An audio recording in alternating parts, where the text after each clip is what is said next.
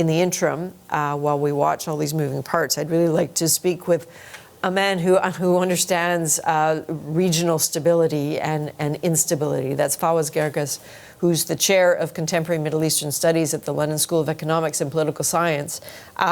Also not in the UK today. I believe you're in San Diego. I think that's right. So of all the time, and again, a bit like Sajan Gohal, we've spoken many times over the years talking about Iran and its future. What is your assessment of this moment in Iran? What kind of conversations are happening there at the top right now? Well, thanks for having me. I think the first point I would like to tell your viewers is that we have to wait and see. It is too early to speculate on what could happen, might happen in Iran and the region. But I think this is a very consequential moment. We have seen this show before. The idea that the United States could basically bring about regime change.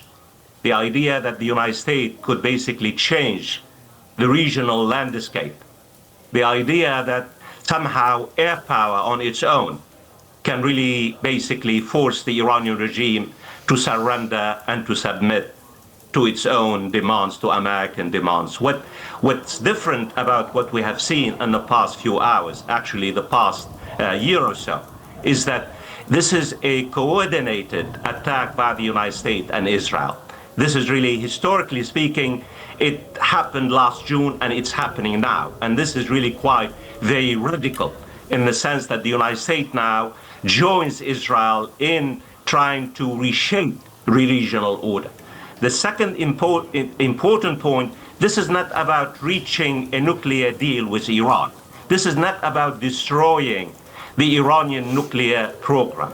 President Trump and Israeli Prime Minister have made it very clear. This is about regime change in Iran. They do not just want to destroy Iran's nuclear program and ballistic missiles and the security infrastructure. They want to destroy the regime itself. In fact, the first waves of American and Israeli attacks have targeted the top leadership, including the supreme leader, the president, the defense minister, and top leaders. My own assessment is that if President Trump expects the Iranian people to rise up against their regime now, this is a very delusional idea. It's delusional because this could really mean another massacre in Iran. And also because if history is a lesson, the Iranian people rally around the flag when that country is under attack, even though there are millions of Iranians who would like the regime to disappear and they would like a new government in place. So all in all, we have to wait and see. But what we are seeing now really is a very dangerous moment, not only for Iran and the Iranian people, but also for the region as a whole, because it could really mean catastrophic consequences for regional stability and security. Fawaz, when you think about the Iranian people right now and everything they have been through, especially recently, how worried are you about their day-to-day right now? Actually, this is really the most important point to talk about. The plight, the conditions, the well-being, the security, and the safety of the Iranian people. The Iranian people have gone through so much in the past really 40 years or so. Does any Iranian believe that President Trump cares about the Iranian people? Does anyone believe that President Trump cares about democracy in Iran? Does anyone believe that Benjamin Netanyahu cares about the well-being of the Iranian people? Of course not.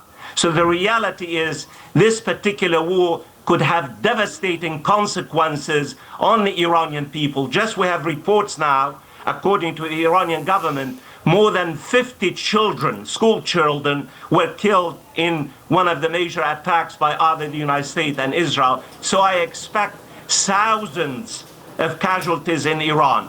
I expect the entire infrastructure, security, military, strategic, economic infrastructure of Iran to be destroyed. And the fear is that the destruction of state capacity could really basically trigger civil strife in Iran, instability in Iran, and could spill over its neighbors if this war continues, as we think it will be, not just for a week or two. This could really go on for weeks and months.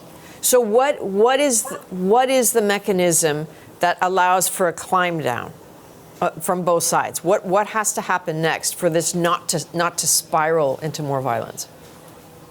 I mean, I want to be direct with your viewers, and you want me to. Mm-hmm. The Omani foreign minister, who was basically mediating between the American and Iranian teams over the past 2 weeks, just released a statement. He said, why would you attack Iran while we have made major progress in terms of really trying to end Iran's nuclear program? I mean, I think if we need to think about it, this is not about reaching a nuclear deal with Iran. This is about regime change in Iran, and President Trump has made it very clear. And he does not have authorization either from the American people or let alone from the international community, the Security Council. And this is why this is a war of choice. This is President Trump's war. He thinks it's going to be easy, it's going to be simple, it's going to be a great win for him, as it was in Taiwan, as in Venezuela. But the chief of staff, the head of the chief of staff of the United States, has already warned President Trump, this will not be an easy win.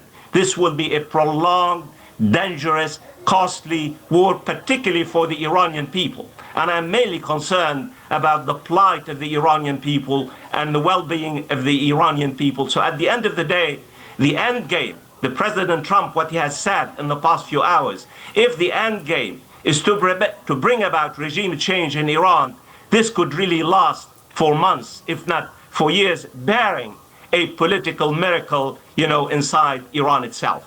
Indeed, Fawaz, as we've been saying all day, it's very easy to start a war. It is very hard to stop one. Thank you very, very much for your insights. I always appreciate speaking with you, sir.